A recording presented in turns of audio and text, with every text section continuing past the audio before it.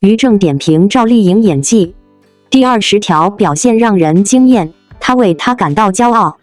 2月22日，有网民在于正的社交媒体平台上留言询问赵丽颖在电影第20条中的演技表现，引发热议。对此，于正回复：以她为荣。据悉，2013年由于正操刀的古装剧《陆贞传奇》播出，剧中首次担当女主角的赵丽颖自此开始被更多观众所熟知。11年后，电影第20条上映，赵丽颖在片中扮演了一个为了孩子而不顾一切的聋哑母亲。镜头中的她灰头土脸，一个再简单不过的流泪镜头，就让人瞬间感受到了角色的悲痛。截止2024年2月22日0点整，第20条已打破9项电影纪录，累计票房超17亿。备受瞩目的电影第20条引起了广泛关注。而更令人振奋的是，著名制片人于正先生对赵丽颖在该片中的出色表演给予了高度评价，他表示以她为荣。回顾11年前，于正先生曾是赵丽颖的捧红之人，而如今赵丽颖在第20条中的精湛演技再次得到了他的认可，这无疑是她演艺生涯中的又一次巅峰。赵丽颖的表演在这部电影中确实令人印象深刻，她以饱满的情感和细腻的演技，将角色诠释得淋漓尽致，深深地触动了观众的心弦。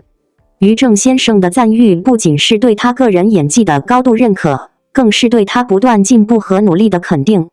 赵丽颖的演技之所以备受肯定，正是因为她对角色的深入理解和扎实的演技功底。她用自己的行动诠释了一个优秀演员应有的品质和态度，这种自信与实力让人不得不佩服和钦佩。与此同时，赵丽颖也在不断挑战自我，不断突破自己。她在每一个角色中都展现出了不同的魅力和韵味，让人们看到了她的多面性和潜力。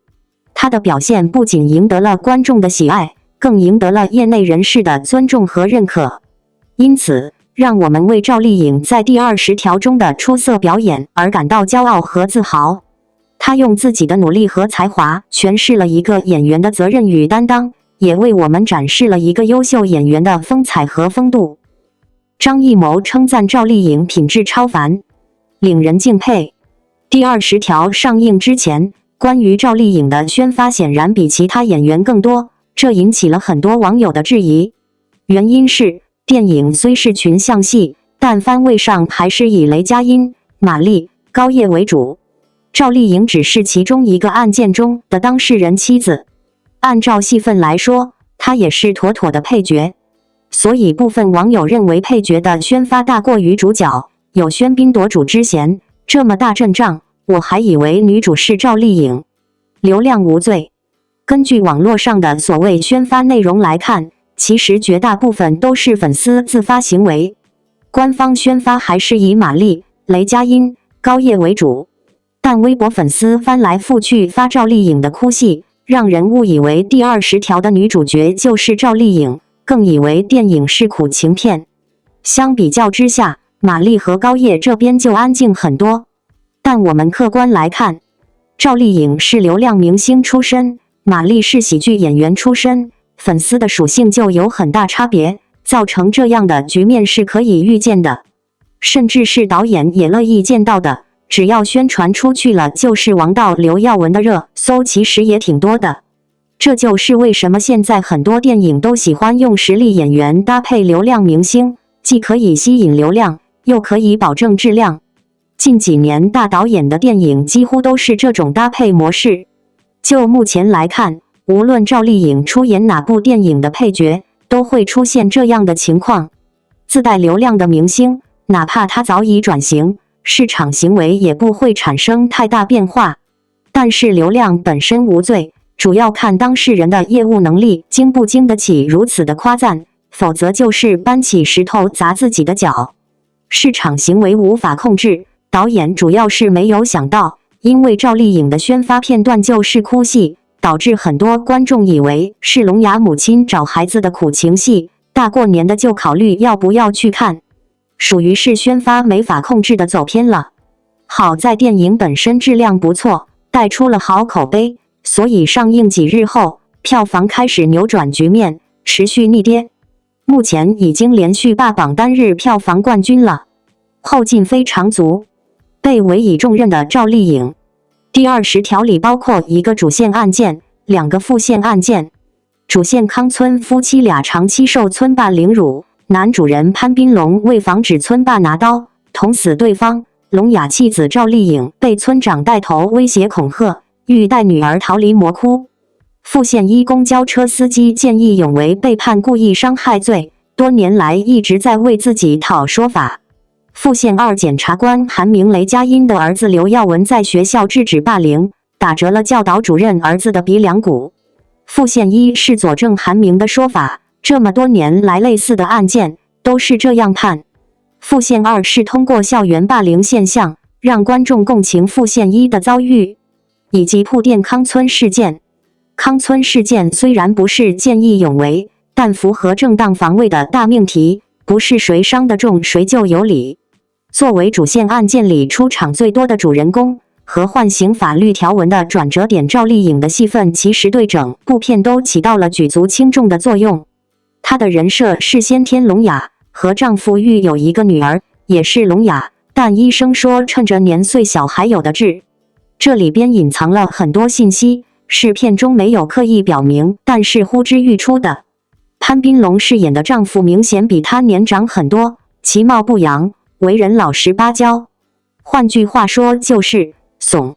一个中年老实人娶了貌美如花的年轻女子，若她不是先天残疾，她不会有这个机会。正因为一个残，一个怂，村霸逮到机会，长期强暴殴打凌辱，夫妻俩根本没办法反抗。更可怜的是，聋哑女连救命都没办法喊。鉴于潘斌龙出场的戏份只有3个，带狗链子蹲得上，反抗村霸，拘留所被问话，这条线的主要推动力就压在了赵丽颖身上。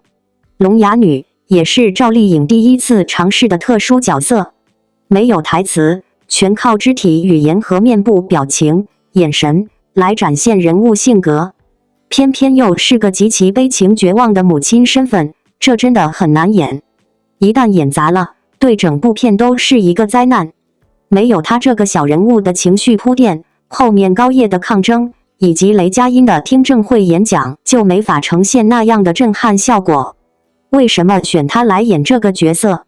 太年轻，没生育过的，演不出母亲的那种慈爱的厚重感觉。不够年轻漂亮的，又与被村霸强抢霸凌的情节有冲突。他的是瘦弱又坚韧的形象，情绪尤其要到位。除此之外，演员的态度也是重中之重。原本剧本设定郝秀萍是正常人，只有女儿存在听障问题。赵丽颖问张艺谋，那既然孩子是听障，母亲为什么不可以呢？张艺谋恍然大悟，对啊，我怎么没想到？于是连夜让人修改剧本，认真研读了剧本，才会有此疑问。这是赵丽颖在工作上足够严谨的其中一个表现。自从修改了剧本后，赵丽颖就总是独自走到角落里去鼓捣着什么，别人喊她也不理，连张艺谋喊她，有时候都没听到。张艺谋起初以为她在耍大牌，对谁都爱答不理的，后来才发现她是在比划手语。为了把手语练习熟练，她不仅在旁边用手语翻译别人背的台词，还专门进入听障人士的家里，近距离了解他们的生活，跟着手语老师一遍一遍的练习，直到这些手语动作成为他的肢体记忆。事实证明他演得非常到位，电影中每一次他急得疯狂打手语，嘴里却说不出一个字来的时候，银幕外的观众都跟着难过和着急。这些夸张扭曲的表情，在愤怒、绝望、说不了话，但又急切希望别人理解自己意图时，显得非常震撼。他并不畏惧做这种实质上丑化了自己的表情。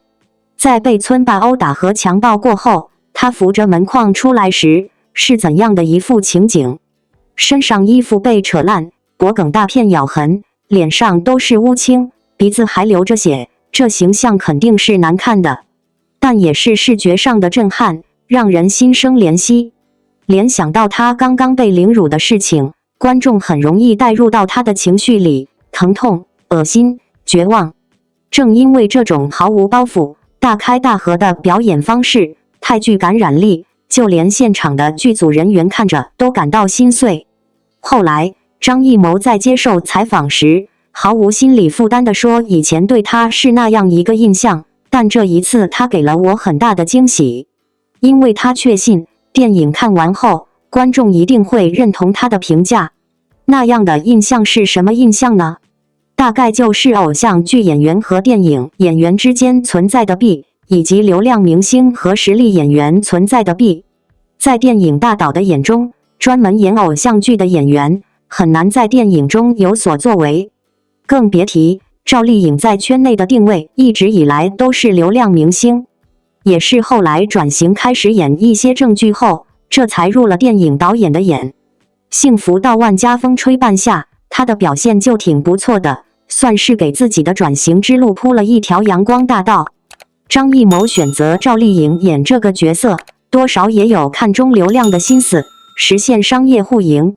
在流量中选择演技过得去的演配角，是个不错的方案。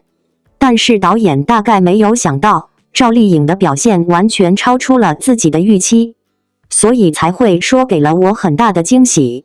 主角是谁不重要，配角演得好，照样光芒万丈。你不得不承认，片中一半的眼泪都是郝秀萍这个角色带来的。夸演技不必藏藏掖掖，赵丽颖在第20条里的演技，我认为是担得起夸赞的。张艺谋导演近日对赵丽颖的评价备受关注，虽然他只字不提赵丽颖的演技，但却以一句简单的话道出了她的品质，令人为之侧目而赞叹。赵丽颖作为一位备受瞩目的演员，她的演技一直备受争议，但在这次评价中，张艺谋导演却没有提及这一点。相反，他用简单的一句话赞扬了赵丽颖的品质，这着实让人感到惊讶又钦佩。这句简短而深刻的评价，不仅彰显了赵丽颖的优秀品质，也让人们对她的人格魅力有了更深的认识。她或许并非以惊艳的演技著称，但她的品德却让人难以忽视，这正是她备受尊敬和喜爱的原因之一。赵丽颖以其谦逊、真诚和努力的态度赢得了导演的赞赏，也赢得了观众的心。这种优秀品质不仅体现在她的演艺事业上，更体现在她的日常生活中，让人为之感到由衷的敬佩和钦佩。因此，让我们为赵丽颖这样一位品德高尚的演员而自豪，期待她在未来的演艺之路上能够继续取得更加辉煌的成就。感谢您观看视频。如果您觉得本时事通讯有用，请不要忘记点赞、评论和订阅。祝您生活愉快，充满活力。再见。